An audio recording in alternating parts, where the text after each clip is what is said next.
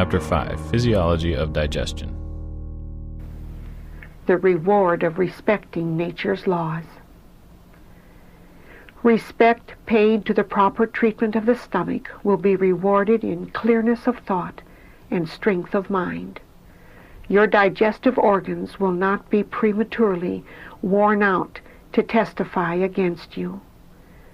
We are to show that we appreciate our God-given intelligence by eating and studying and working wisely. A sacred duty devolves upon us to keep the body in such a state that we shall have a sweet, clean breath. We are to appreciate the light God has given on health reform by word and practice, reflecting clear light to others upon this subject.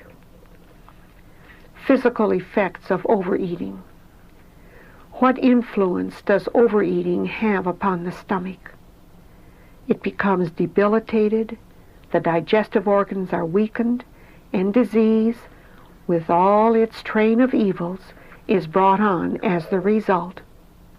If persons were diseased before, they thus increase the difficulties upon them and lessen their vitality every day they live. They call their vital powers into unnecessary action to take care of the food that they place in their stomachs. Often this intemperance is felt at once in the form of headache, indigestion, and colic. A load has been placed upon the stomach that it cannot care for, and a feeling of oppression comes. The head is confused, the stomach is in rebellion. But these results do not always follow overeating. In some cases, the stomach is paralyzed. No sensation of pain is felt, but the digestive organs lose their vital force. The foundation of the human machinery is gradually undermined, and life is rendered very unpleasant. I advise you to make your diet abstemious. Be sure that as a rational Christian sentinel, you guard the door of your stomach, allowing nothing to pass your lips that will be an enemy to your health and life. God holds you responsible to obey the light He has given you on health reform. The rush of blood to the head must be overcome. There are large blood vessels in the limbs for the purpose of distributing the life-giving current to all parts of the body. The fire you kindle in your stomach is making your brain like a heated furnace. Eat much more sparingly, and eat simple food, which does not require heavy seasoning. Your animal passions should be starved, not pampered and fed. The congestion of blood in the brain is strengthening the animal instincts and weakening spiritual powers. What you need is less temporal food and much more spiritual food, more of the bread of life.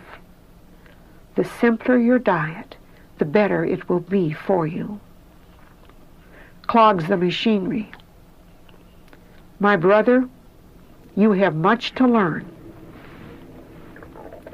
You indulge your appetite by eating more food than your system can convert into good blood. It is sin to be intemperate in the quantity of food eaten, even if the quality is unobjectionable. Many feel that if they do not eat meat and the grosser articles of food, they may eat of simple food until they cannot eat more. This is a mistake. Many professed health reformers are nothing less than gluttons. They lay upon the digestive organs so great a burden that the vitality of the system is exhausted in the effort to dispose of it. It also has a depressing influence upon the intellect, for the brain nerve power is called upon to assist the stomach in its work. Overeating, even of the simplest food, benumbs the sensitive nerves of the brain and weakens its vitality. Overeating has a worse effect upon the system than overeating. The energies of the soul are more effectually prostrated by intemperate eating than by intemperate working. The digestive organs should never be burdened with a quantity or quality of food which it will tax the system to appropriate. All that is taken into the stomach, above what the system can use to convert into good blood, clogs the machinery, for it cannot be made into either flesh or blood, and its presence burdens the liver and produces a morbid condition of the system. The stomach is overworked in its efforts to dispose of it, and then there is a sense of languor, which is interpreted to mean hunger, and without allowing the digestive organs time to rest from their severe labor, to recruit their energies, another immoderate amount is taken into the stomach to set the weary machinery again in motion. The system receives less nourishment from too great a quantity of food, even of the right quality, than from a moderate quantity taken at regular periods. Digestion aided by moderate exercise. My brother, your brain is benumbed. A man who disposes of the quantity of food that you do should be a laboring man. Exercise is important to digestion and to a healthy condition of body and mind. You need physical exercise. You move and act as if you were wooden, as though you had no elasticity. Healthy, active exercise is what you need. This will invigorate the mind. Neither study nor violent exercise should be engaged in immediately after a full meal. This would be a violation of the laws of the system. Immediately after eating, there is a strong draft upon the nervous energy. The brain force is called into active exercise to assist the stomach. Therefore, when the mind or body is taxed heavily after eating, the process of digestion is hindered. The vitality of the system, which is needed to carry on the work in one direction, is called away and set to work in another. Exercise aids the dyspeptic by giving the digestive organs a healthy tone. To engage in deep study or violent exercise immediately after eating hinders the digestive process, for the vitality of the system, which is needed to carry on the work of digestion, is called away to other parts. But a short walk after a meal, with the head erect and the shoulders back, exercising moderately, is a great benefit. The mind is diverted from self to the beauties of nature. The less the attention is called to the stomach, the better. If you are in constant fear that your food will hurt you, it most assuredly will. Forget your troubles. Think of something cheerful. Aided by pure air. The influence of pure, fresh air is to cause the blood to circulate healthfully through the system. It refreshes the body and tends to render it strong and healthy, while at the same time its influence is decidedly felt upon the mind, imparting a degree of composure and serenity. It excites the appetite and renders the digestion of food more perfect and induces sound and sweet sleep. The lungs should be allowed the greatest freedom possible. Their capacity is developed by free action. It diminishes if they are cramped and compressed. Hence the ill effects of the practice so common, especially in sedentary pursuits, of stooping at one's work. In this position, it is impossible to breathe deeply. Superficial breathing soon becomes a habit, and the lungs lose their power to expand. A similar effect is produced by tight lacing. Thus an insufficient supply of oxygen is received. The blood moves sluggishly.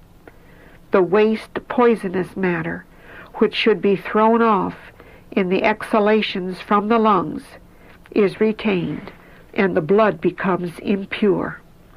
Not only the lungs, but the stomach, liver, and brain are affected. The skin becomes sallow. Digestion is retarded. The heart is depressed. The brain is clouded. The thoughts are confused. Gloom settles upon the spirits.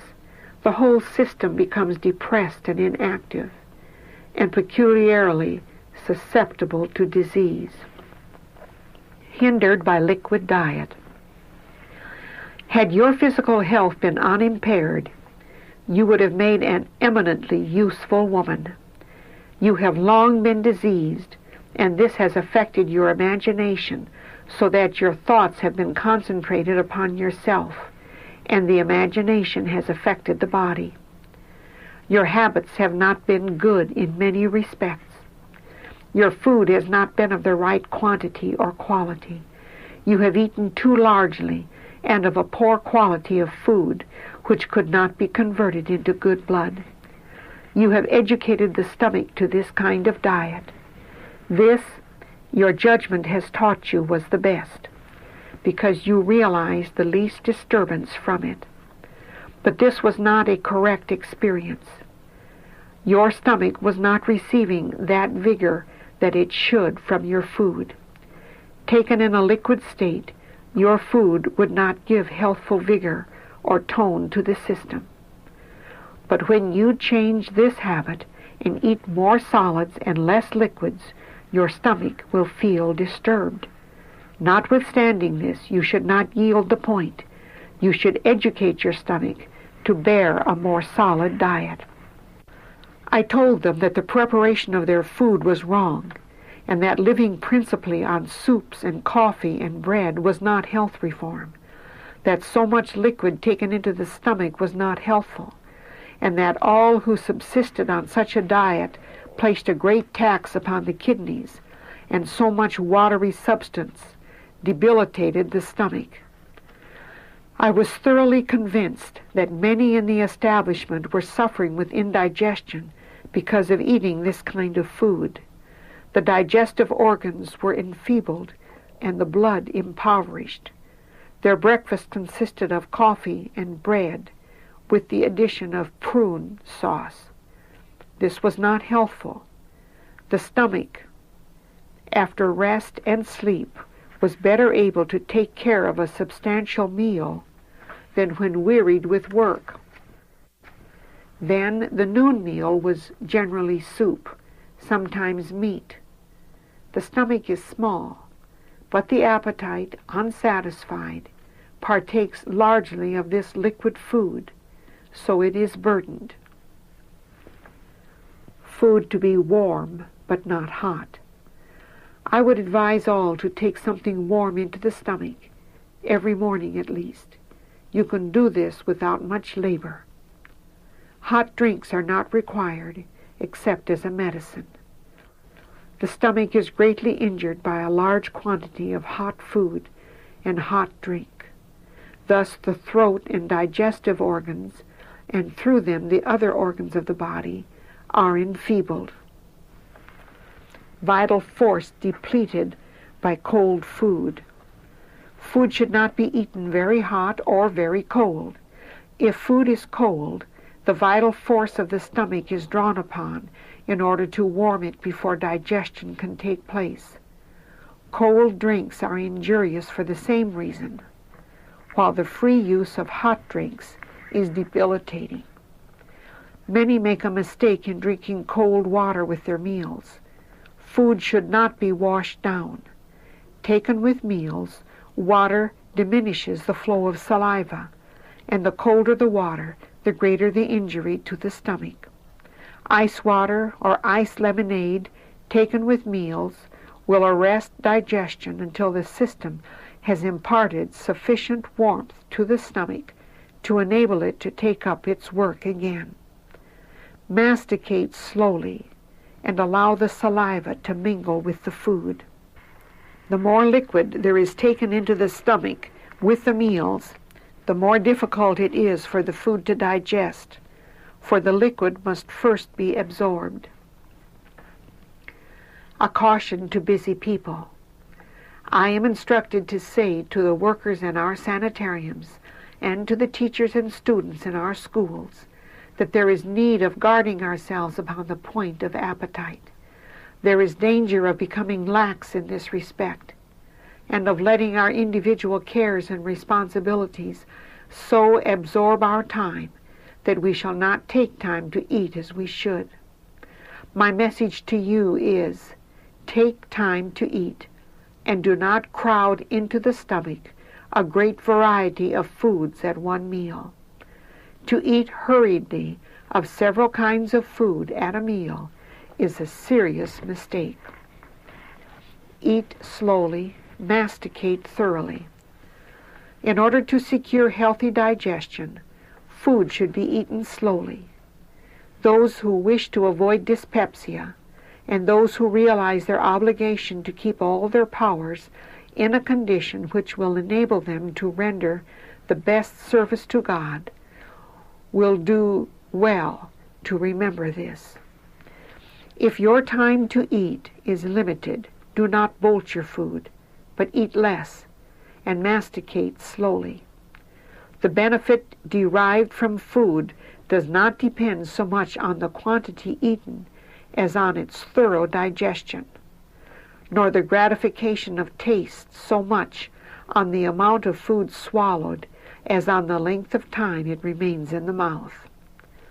Those who are excited, anxious, or in a hurry would do well not to eat until they have found rest or relief. For the vital powers, already severely taxed, cannot supply the necessary digestive fluids. Food should be eaten slowly and should be thoroughly masticated. This is necessary in order that the saliva may be properly mixed with the food and the digestive forces be called into action. A lesson to be repeated. If we would work for the restoration of health, it is necessary to restrain the appetite, to eat slowly, and only a limited variety at one meal. This instruction needs to be repeated frequently. It is not in harmony with the principles of health reform to have so many different dishes at one meal. Great care should be taken when the change is made from a flesh meat to a vegetarian diet to supply the table with wisely prepared, well-cooked articles of food. So much porridge eating is a mistake. The dry food that requires mastication is far more preferable. The health food preparations are a blessing in this respect. Good brown bread and rolls, prepared in a simple manner, yet with painstaking effort, will be healthful. Bread should never have the slightest taint of sourness. It should be cooked until it is most thoroughly done. Thus all softness and stickiness will be avoided. For those who can use them, good vegetables, prepared in a healthful manner, are better than soft mushes or porridge. Fruits used with thoroughly cooked bread, 2 or 3 days old, will be more healthful than fresh bread. This, with slow and thorough mastication, will furnish all that the system requires. To make rolls, use soft water and milk, or a little cream. Make a stiff dough and knead it as for crackers. Bake on the grate of the oven. These are sweet and delicious. They require thorough mastication, which is a benefit both to the teeth and to the stomach. They make good blood and impart strength. Avoid undue anxiety. It is impossible to prescribe by weight the quantity of food which should be eaten. It is not advisable to follow this process, for by so doing, the mind becomes self-centered. Eating and drinking become altogether too much a matter of thought. There are many who have carried a heavy weight of responsibility as to the quantity and quality of food best adapted to nourish the system. Some, especially dyspeptics, have worried so much in regard to their bill of fare that they have not taken sufficient food to nourish the system. They have done great injury to the house they live in, and we fear have spoiled themselves for this life. Some are continually anxious lest their food, however simple and beautiful, may hurt them. To these, let me say, do not think that your food will injure you. Do not think about it at all. Eat according to your best judgment, and when you have asked the Lord to bless the food for the strengthening of your body, believe that He hears your prayer, and be at rest. Another serious evil is eating at improper times, as after violent or excessive exercise, when one is much exhausted or heated. Immediately after eating, there is a strong draft upon the nervous energies, and when mind or body is heavily taxed just before or just after eating, digestion is hindered. When one is excited, anxious, or hurried, it is better not to eat until rest or relief is found. The stomach is closely related to the brain, and when the stomach is diseased, the nerve power is called from the brain to the aid of the weakened digestive organs. When these demands are too frequent, the brain becomes congested. When the brain is constantly taxed and there is lack of physical exercise, even plain food should be eaten sparingly. At mealtime, cast off care and anxious thought. Do not feel hurried, but eat slowly and with cheerfulness, with your heart filled with gratitude to God for all His blessings. Combination of foods. Knowledge in regard to proper food combinations is of great worth and is to be received as wisdom from God. Do not have too great a variety at a meal. 3 or 4 dishes are a plenty.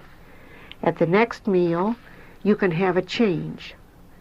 The cook should tax her inventive powers to vary the dishes she prepares for the table, and the stomach should not be compelled to take the same kinds of food meal after meal.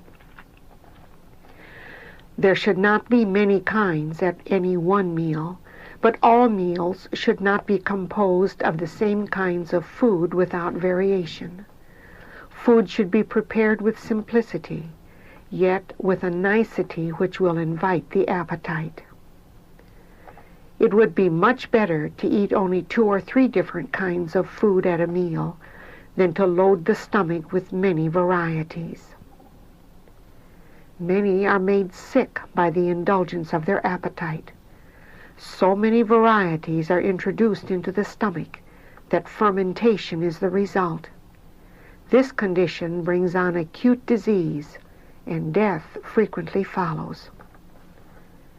The variety of food at one meal causes unpleasantness and destroys the good which each article, if taken alone, would do the system.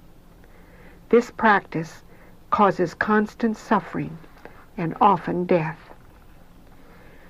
If your work is sedentary, take exercise every day, and at each meal eat only 2 or 3 kinds of simple food, taking no more of these than will satisfy the demands of hunger. Disturbance is created by improper combinations of food.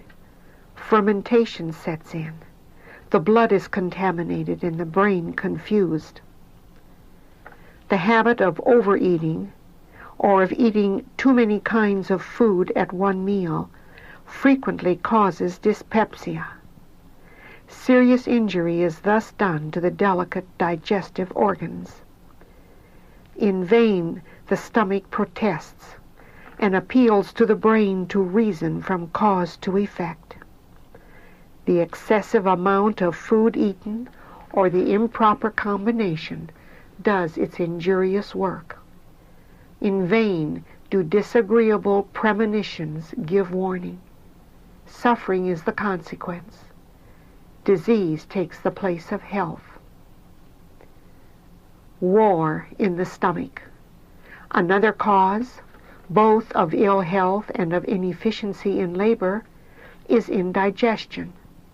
It is impossible for the brain to do its best work when the digestive powers are abused. Many eat hurriedly of various kinds of food, which set up a war in the stomach and thus confuse the brain. It is not well to take a great variety of foods at one meal. When fruit and bread, together with a variety of other foods that do not agree, are crowded into the stomach at one meal, what can we expect but that a disturbance will be created? Many eat too rapidly. Others eat at one meal food which does not agree. If men and women would only remember how greatly they afflict the soul when they afflict the stomach, and how deeply Christ is dishonored when the stomach is abused, they would be brave and self-denying, giving the stomach opportunity to recover its healthy action.